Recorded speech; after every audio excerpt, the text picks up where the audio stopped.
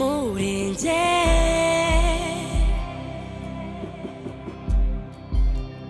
isi ikeneye icyo uzakorera muri njye. Yesu nashimwe cyane bene data nshuti z'umusaraba. Reka nongere ngire nti amahoro y'Imana abane natwe twese, kandi ubuntu bw'Imana bukomeze kurushaho kudusagirizwa. Naza nsoma ijambo ry'Imana ryanditse mu rwandiko rw'Abakorinto 1:9 haranditse ngo Imana niyo kwizerwa, ngo yaduhamagariye gufatanya n'umwana wayo ariwe mwami wacu Yesu Kristo. Mbabarire uzasomera ijambo witonze wicaye. Imana niyo kwizerwa, ngo yaduhamagariye gufatanya n'umwana wayo ariwe mwami wacu Yesu Kristo. Gufatanya iki? Nicyo nashaka kwibaza. Nicyo dufatanyije n'Imana. Pawulo yandika amagambo naho yavuze ngo ubwo dukorana nayo turabinginga ngo mudahirwa ubwo buntu kupfusha ubusa. Ubwo dukorana nayo urokwiye kumenya rero ikintu Imana yaguhamagariye gufatanya na Yesu. Ariko aha nakwibutsa ko n'intumwa ze yagiye kugenda azisigira umurimo, ndetse hari n'ikintu Yesu namubonanye abandi batagira. Yesu azi gukora mbese gutuma umuntu umuhagarariye, kamukoresha iryo mvugo, ibyo bita mu cyoza delegation cyangwa delegation mu Gifaransa.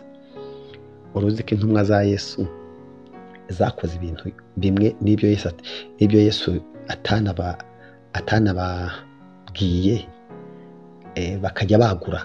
Tuvuge nk'urugero, yababwiye ngo mujye mu mahanga yose ubwiriza abantu bose ubutumwa bwiza bizera mu batse mu izina ryanjye, ariko ababwira iryo jambo ntiyasiga uburyo bwanditse bunoze. Ariko kubera ko yaduhamagariye gufatanya nayo, ikajya ibana nabo mu buryo bw'umwuka wera. Buryo umwuka wera araza agafatanya n'umuntu w'Imana, akajya akora ibyo Imana ishaka.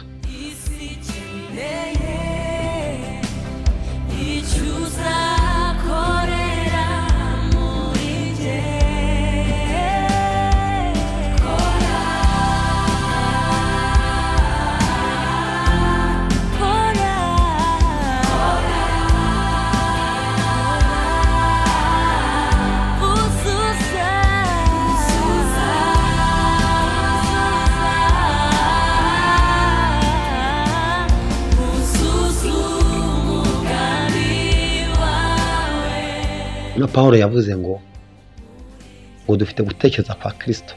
Tekereza nawe tekereza ko ufite gutekereza kwa Kristo. Ngo dufite gutekereza kwa Kristo. Arongera aravuga ngo mugire umutima wari muri Yesu. Ni ukuvuga ko imitekerereze yawe yagombye kuba neza ifite aho ihuriye n'imitekerereze y'Imana, kubera ko Imana yaguhamagariye gufatanya nayo. Mu biki rero? Buriya ubuzima bwacu bwa buri munsi bwo kurya no kunywa gukora tubisangiye n'abandi batasenga, batazi Imana, bajya bakora. Abo mukorana mu kazi bose ntago bazi Imana. None urumva wowe warahamagariwe gukora gusa. Bishatse kuvuga ko rero Imana yaduhamagariye kugabanya umubare w'abarimbuka. Yaduhamagariye kubwiriza abantu ubutumwa bw'ubwami bw'Imana. Yaduhamagariye kuvuga icyo Imana yagambiriye kuva kera, ariko urukundo rwayo yakunze abari mu isi. Icyo Yesu yaguhamagariye gufatanya nayo rero ni ukwamamaza ishimwe ryaguhamagaye, ariko unababwira ko hariho umuriro uzatwika abanzi b'Imana, unababwira ko hariho ijuru Imana yabikiye abantu. Ubwo bufatanye rero ububona twarabuhawe muri Matayo 8, aho yavuze ngo mujye mu mahanga yose mubwiriza abarenga bose ubutumwa bwiza, abizera mu babatize.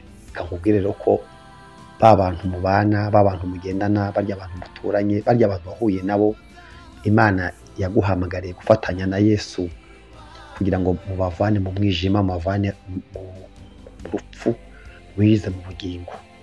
Niyo mpamvu dukwiye kugira umwuka warangaga Yesu, n'umwuka waranze intumwa ze.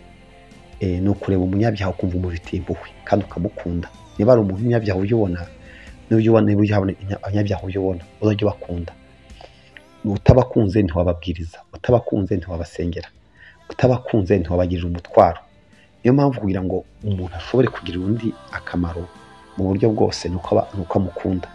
Niyo cyatumye Imana habanza urukundo. Iyo usomye biravuga ngo kuko Imana yakunze abari mu isi cyane. Ntabwo rero Imana yabanje kohereza Yesu ngo ikunde nyuma, ahubwo yabanje gukunda ibona kugira ikitanga kubw'urukundo yadukunze. Nawe nushaka kugira umuntu ukora mu kaga, uzabanza umukunde. Numara kumukunda kumufasha bizakorohera, haba mu buryo bw'umwuka no mu buryo busanzwe.